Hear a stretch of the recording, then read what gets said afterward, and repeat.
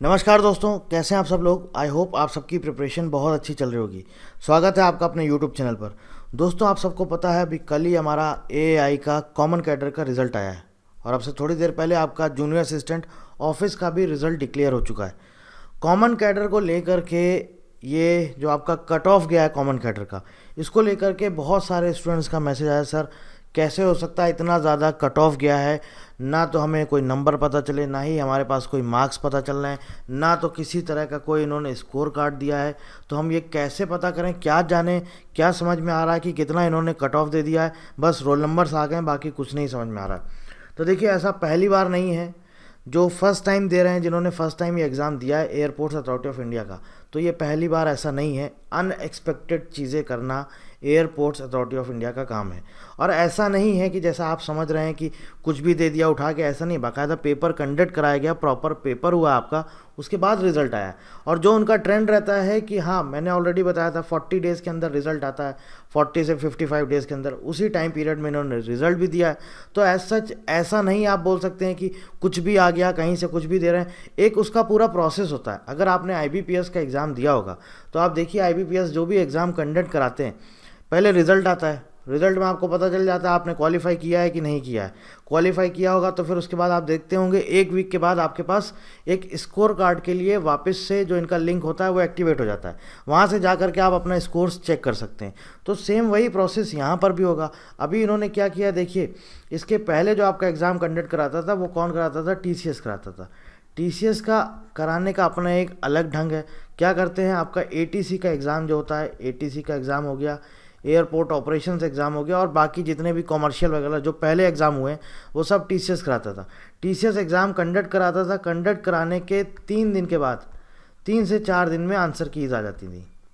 3 से 4 दिन में आंसर कीज़ आ जाती, और आंसर कीज़ आने के बाद फिर 40 से 55 डेज़ के अंदर अंदर आपका ये जो आपका रिटन एग्ज़ाम होता है इसका रिजल्ट डिक्लेयर कर देते हैं। अब अभी इस बार जो आपका कॉमन कैडर का एग्ज़ाम हुआ, ये कंडक्ट कौन करा रहा है, ये कंडक्ट करा रहा है आईबीपीएस। तो जैसा कि मैंने पहले भी आपको बताया था कि हो सकता है कि ये लोग आपको आंसर कीज़ नहीं देंगे, और वही हुआ, इन्होंने आंसर की नहीं दिया है, सीधे आपका रिजल्ट दिया है। अब देखिए इनका क्या प्रोसेस रहता है, पहले ये रिजल्ट देंगे।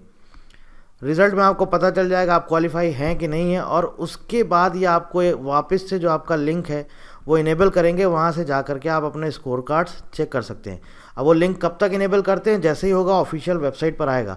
तो जब ये आ जाएगा ऑफिशियल वेबसाइट पर, तब आप वहाँ से जा करके अपना स्कोर्स चेक कर सकते हैं। स्कोर कार्ड रिलीज़ किया जाएगा। ऐसा नहीं आपको मार्क्स नहीं बताया जाएगा और बस रिजल्ट आ गया, मार्क्स बताए जाएंगे। लेकिन जैसा आईबीपीएस का प्रोसेस रहता है वो उसी के अकॉर्डिंग ही चलेंगे। पहले वो रिजल्ट देते हैं, क्वालिफाई कौन कौन हुआ है पता चल जाता है, और उसके बाद में वो आपको स्कोर्स देते हैं। तब आप अपने स्कोर्स चेक कर सकते हैं। बाद में स्कोर कार्ड वो रिलीज़ करते हैं। तो वो वापस से लिंक आपका, जहाँ से आपने अप्लाई किया था, जहाँ से आपने अपना एडमिट कार्ड डाउनलोड किया है, लिंक ऑलरेडी डिस्क्रिप्शन में दिया गया है। आप जाइए, लॉगिन करिए, वहाँ पर आप देखिएगा आपको कुछ टाइम के बाद वहाँ पर स्कोर कार्ड्स अवेलेबल हो जाएंगे। अब बात है इसकी कट ऑफ की। तो देखिए, जब आपका ये एग्ज़ाम हुआ था, मैंने एक वीडियो सबसे पहले कट ऑफ का डाला था, तो वहाँ पर मैंने आपको कट ऑफ का जो प्रेडिक्शन दिया था 120 प्लस दिया था।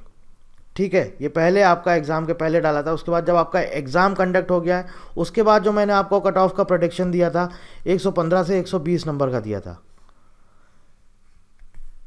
लेकिन ये जो कट ऑफ गया है एकदम अनएक्सपेक्टेड है। हाँ, कई सारे कैंडिडेट्स बोल रहे थे सर हो सकता है कि 125 तक ये कट ऑफ चला जाएगा, बिकॉज जो एयरपोर्ट्स अथॉरिटी ऑफ इंडिया का ट्रेंड रहा है उसके अकॉर्डिंग 125 तक चला जाएगा।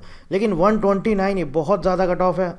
EWS कैटेगरी का आप देख सकते हैं 125 गया है। अब यहाँ पर आप देखिए ये 130, ऑलमोस्ट 130, 150 में से 130 नंबर ये आपका कट ऑफ गया है। पेपर आपका हुआ था 2 घंटे का।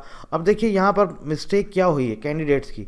मिस्टेक्स ये हुई, गलती ये हुई है कि जो हम सोच कर गए थे, हम ये प्रिपेयर करके गए थे कि हमें पता था कि एसएससी का ही पैटर्न आएगा, क्योंकि जो सिलेबस दिया गया था वो ऑलमोस्ट एसएससी का सिलेबस था।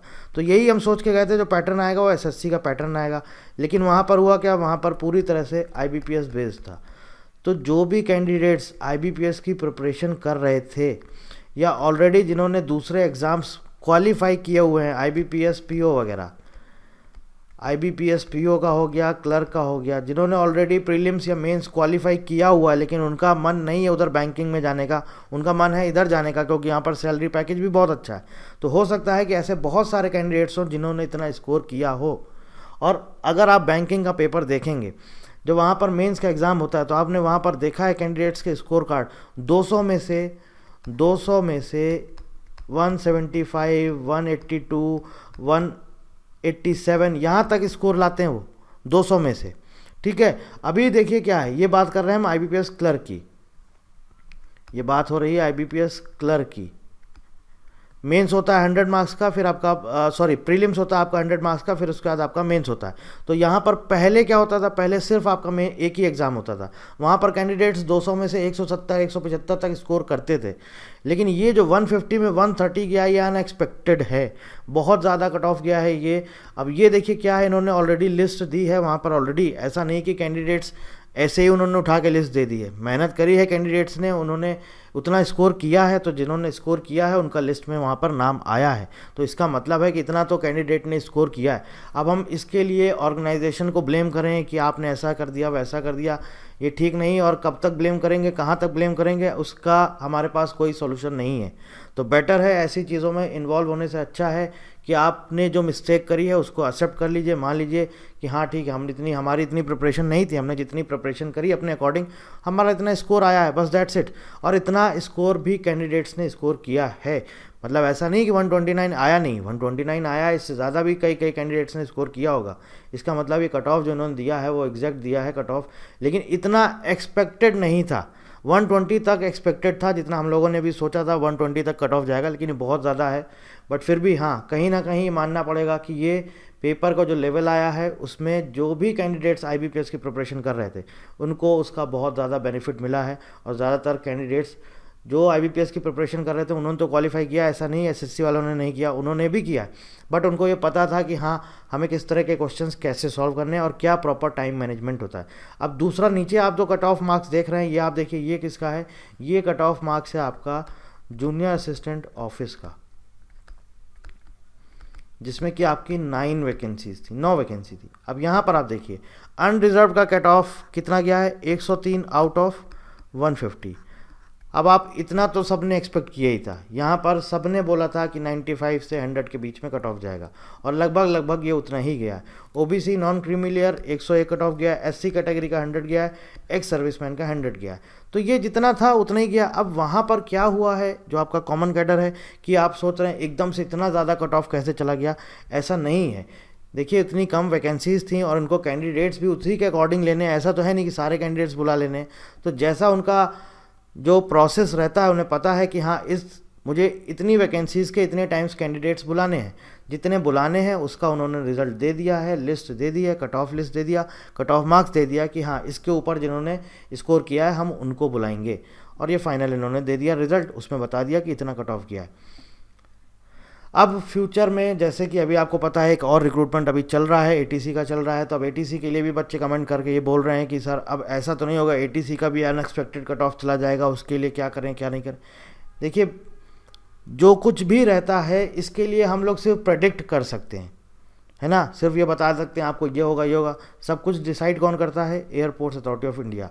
वो अभी हमारे लिए बात की बात है, ATC का कैसा होगा क्या होगा। ATC का आप ट्रेंड देख सकते हैं, पिछले 5-6 साल का जो भी पेपर हुए हैं 2018 से लेकर के उनके रिजल्ट, उनका पूरा टाइमलाइन A to Z आप सब कुछ देख सकते हैं, उनका पूरा कट ऑफ आपको आइडिया लग जाएगा और 95 की रेंज में रहता है। लेकिन क्योंकि ये exam common cadre first time conduct हुआ था, इसलिए इसके बारे में जिसने भी प्रेडिक्शन किया है, यहाँ तक कि मैंने भी प्रेडिक्शन किया है, वो सारे प्रेडिक्शंस गलत हैं। फ्यूचर में अगर ये वैकेंसी आती तो अब आप इसके बेसिस पर प्रेडिक्ट कर सकते हो, बता दोगे नेक्स्ट टाइम कि हाँ 150 में से 130 कट ऑफ जाएगा, ऑब्वियस है, वो तो हर कोई बता देगा। लेकिन अभी जितने भी प्रेडिक्शंस हुए हैं सब गलत हैं।